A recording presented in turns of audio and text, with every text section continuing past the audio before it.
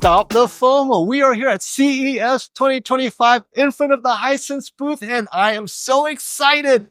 Why am I excited? This is the best TV of CES at Hisense. And before we get into that TV, thank you to Hisense for sponsoring this video. Yes, this is the TV I'm talking about. It's a 116-inch with RGB backlighting. Okay, enough of the specs. Let's talk about what the 116 UX or the 116-inch RGB mini-LED really is, because there's a lot of confusion about what's this technology? We've never heard of it before.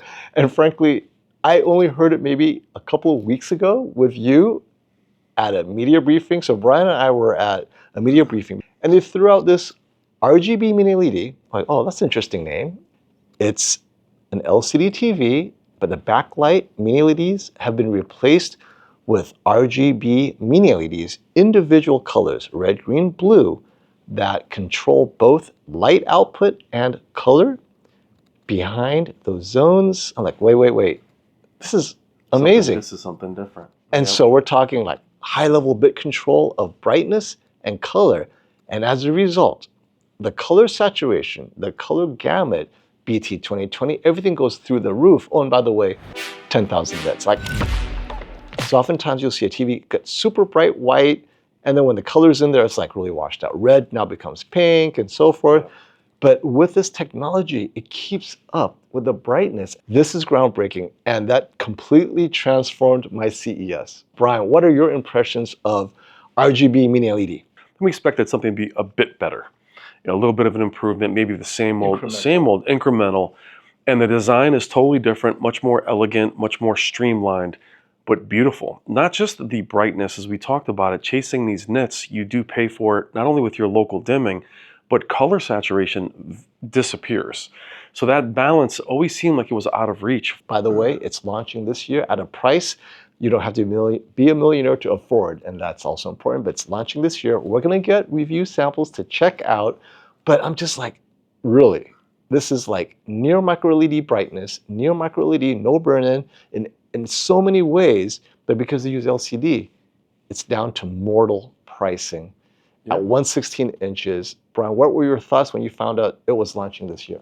Well, I think first we thought they'd have more offerings, but we were happy they didn't. They didn't have them more because they simply wanted to focus on what is coming out this year.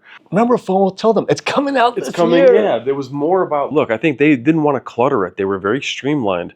And we talked about is, when we went to start shooting, I waited my turn and to move in. I was off angle filming initially. Normally you have to go on angle to get the best shot. I shot a lot of it off angle. And I was able to, not only did it not lose the color, the local dimming stayed intact. I was blown away by it, but the color saturation blew me away. Bright, beautiful, but brightness with purpose. And I have to eat some crow right now. First of all, again, it's an LCD TV. And I remember 3 years ago, I had a video. It might even be 2.5 years ago. Yeah, the death of LCD. Forget it. OLED is the future. Yeah. And Hisense kept on working on LCD TV. And this is why it's an affordable technology. If they use the LCD panel and just work on that backlight and get the LCD to have that wider viewing angle, something is there, and they managed it. They got the backlight to a level where I'm like, this backlight is an RGB backlight, and it's mini-LED. You got a bunch of dimming zones, and now you have the wide angle LCD. But the color is, and we always think about peak brightness. This color is. It's the color. But what is that real red when it's that bright? Something else that struck me as we were talking about this, I go, wait a minute, 10,000 nits, using RGB mini-LED, like innovative technologies, and it's coming from Hisense. I'm like, who would have thought years ago when I first did my first Hisense TV review, in my mind, this is the budget TV for everyone. Now, 3 or 4 years later, this is the flagship TV for everyone with flagship technology, where you're like, wait, Hisense was the first to do this at 116 inches? Yeah. They want to go to the top on all fronts. Not just shed the value proposition, they're showing they can be high-end. It's funny, we call this the flagship, but it really isn't. Yeah. Hisense, you're thinking 116 RGB mini-LED, that's it, that's their wad. They have something even better that's coming out this year, the 136-inch true micro-LED TV. This is self-emissive.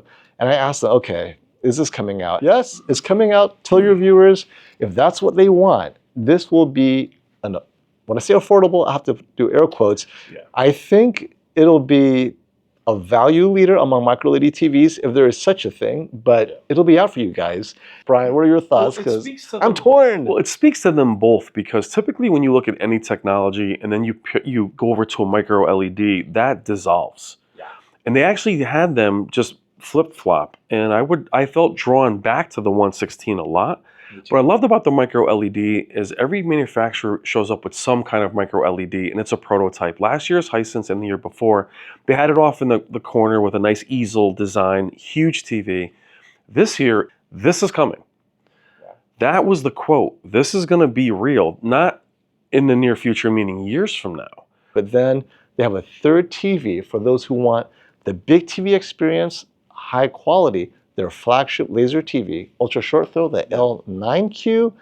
I'm also very excited because it gets you to try out 150 inches, 100 inches, everything in between, because they offer all those screen sizes with the L9Q.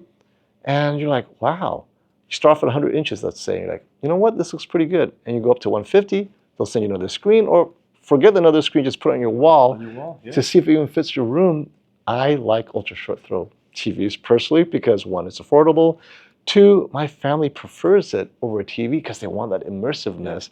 And I love that they offer that as a flagship ultra short throw. This is not El Cheapo. We're talking 5,000 lumens, 1,500 nits.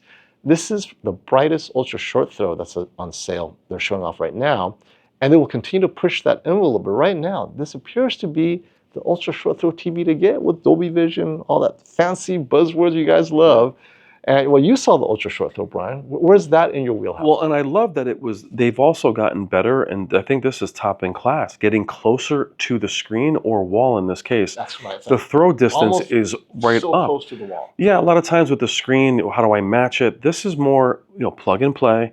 But the commitment to this versus one of those larger TVs, even if you start with this and you like it, you can easily move it.